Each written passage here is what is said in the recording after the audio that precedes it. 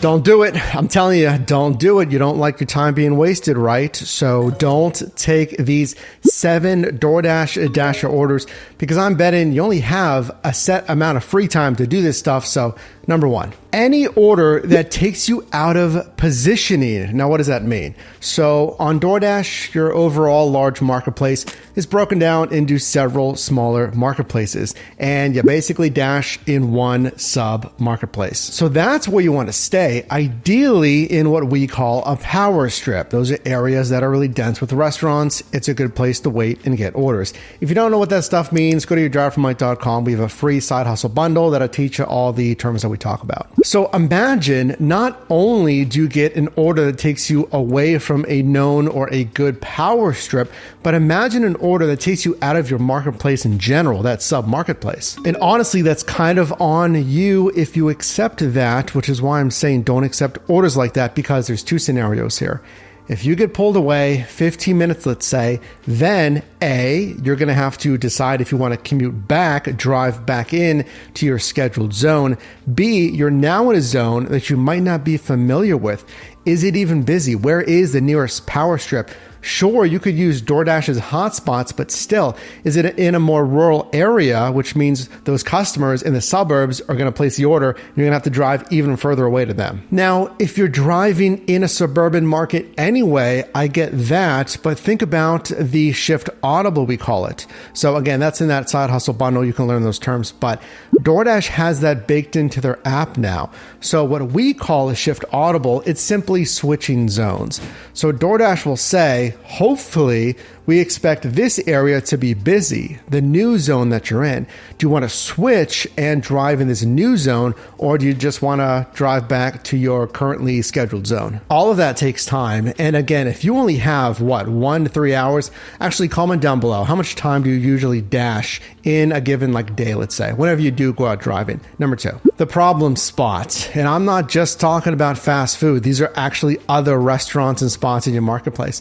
So long wait times. It could be due to poor management and staffing. They're just disorganized. You always get missing items.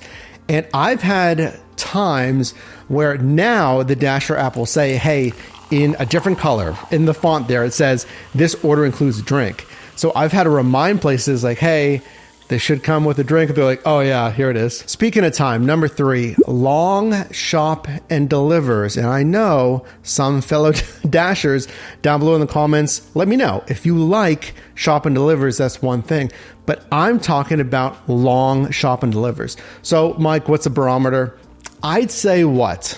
Shops of 6 items ideally or less. I mean, that's ideal. 10 items or less, maybe at a minimum. Because now we're kind of moving into grocery shopping apps. It can be Walmart Spark Shop and Deliver. Of course, it can be shipped in Instacart, where the strategy, yeah, it goes to the basics of what we teach you, the dollars to mile ratio, more so to the dollars to item, really, in the pull rates.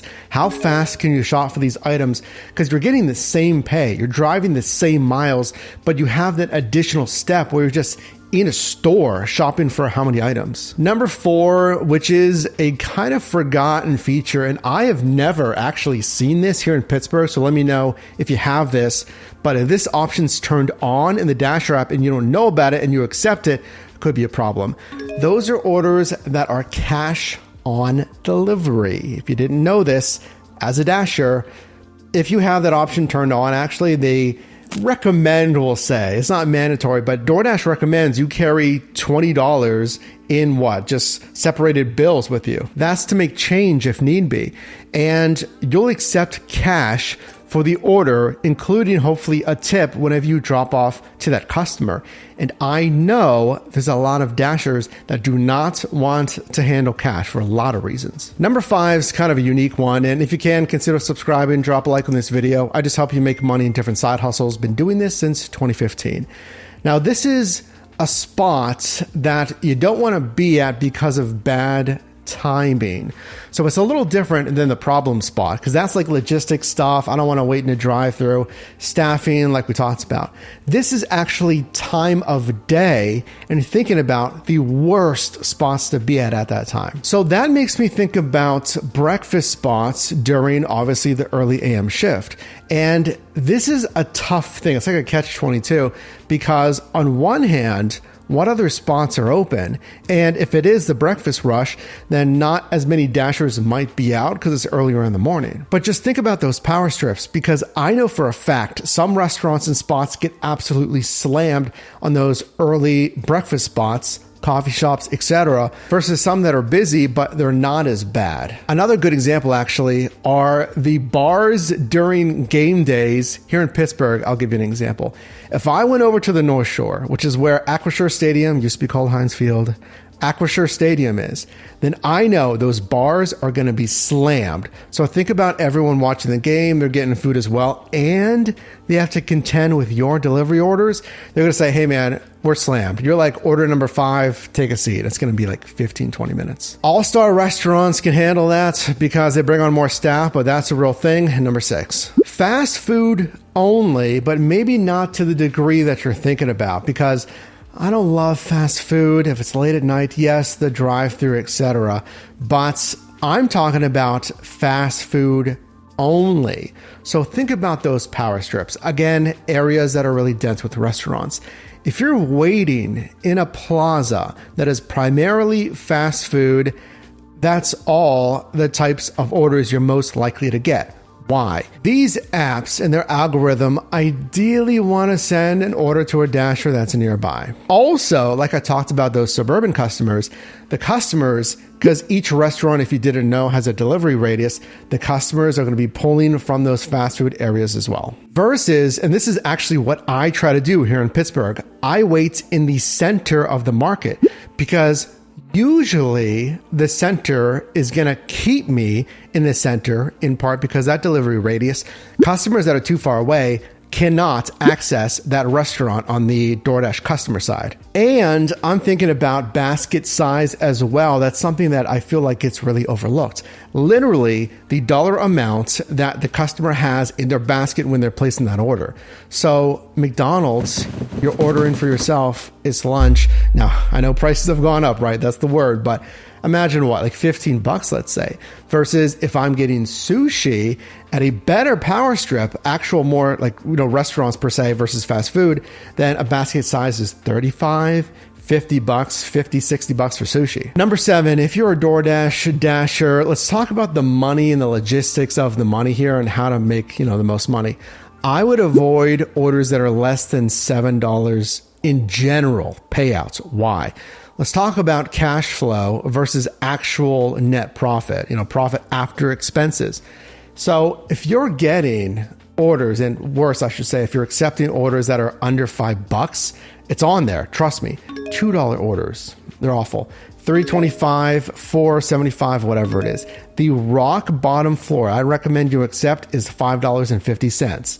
Again, ideally, my goal for you is $7 because even if it's like 1.2 miles, we teach you the dollars to mile ratio, aiming for at least 175 a mile. Is it worth it to drive to, let's say, that McDonald's, right? Is there going to be a drive-through? Compound that if it is, worse. If it is a fast food restaurant versus another restaurant, and it's paying $3.75 for all of that and the potential problems, and then, where's it going? 1.2 miles away. It's not too far. Is all of that worth it for $3.25? If you can just, hopefully, it's going to be market dependent. If you can wait for 4 minutes, 3 minutes, and hopefully gets 1.2 miles for $6 or $6.50. At least it's in that acceptable range. Oh, by the way, don't leave this video. I have a bonus number 8 of orders that you should accept versus just ones you might want to decline. Again, it's your own strategy. Watch videos like this and understand your marketplace. But you might want to accept new order types. So in the past, year and a half or so, DoorDash introduced package returns. I go to someone's house, pick up a package, and return to FedEx, UPS, or USPS. If I find that the pay is adequate and it's seamless, as in there's no snags, lines, etc., then I'll accept that new offer type all day. And that makes me think of an exact comparison example of DashMarts. So that was introduced, I'd say, 4 years ago or so, maybe even more, 4 or 5 years ago. DashMart, just convenience centers hosted by DashMart, featuring, products, supplies, etc. But really, that's kind of the main side hustle strategy that we teach you here. It's to try something, grocery, package, rideshare, food delivery, shopping, whatever it is.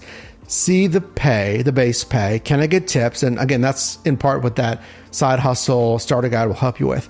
How much bonus pay is there? How often do they offer bonus pay? And flat out, who is paying me the most for the miles, the hours, and the effort? Subscribe for more side hustle tips and check out yourdriveformoney.com for courses and resources to help you in most any side hustle.